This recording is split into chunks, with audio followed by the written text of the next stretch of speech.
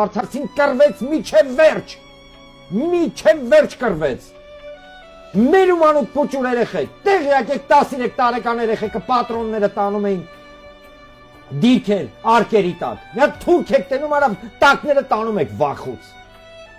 Տեղյակ եք, որ մի գրադ կայան էր մնացել, որ ոչնչացված չէր, տղեկը Ստեփանակերտում ռայոնից ռայոն, շրջանից շրջան գնում կրակում էին միջև վերջ։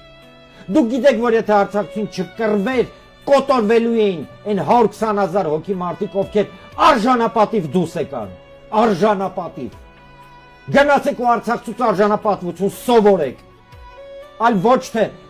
Երևանում կամ այլ քաղաքներում տաքուկ տեղերը նստած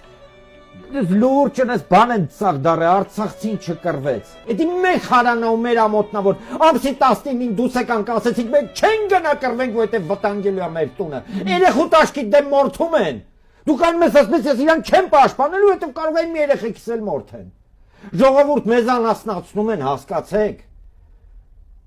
Մեզ սպանդի մատերիալ են սարքում։ Ուստեղ արդեն նույնիսկ իշխանությունն էլ բանել չի որոշում։ Որովհետև այդ իրավունք իրանք արդեն շուրջ բոլորին տվել են։ Արցախցու մասին են խոսում։ Արցախցու այսքան պատիվ ունենանք, մենք այս օրը չէինք ընկնի, ետ էլ իմացեք։ Ու հա, ես բնիկ երևանցի եմ։ Բնիկ երևանցի, ծնվել մեծացել եմ Երևանում, պապերս ծնվել մեծացել են այստեղ,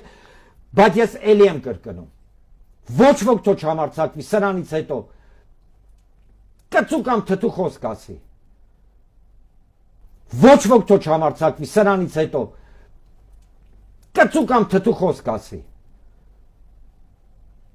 Երբեք նույնիսկ մտներովը չանցնի։ Ժողովուրդ, էսի մեզ անասնացնում են։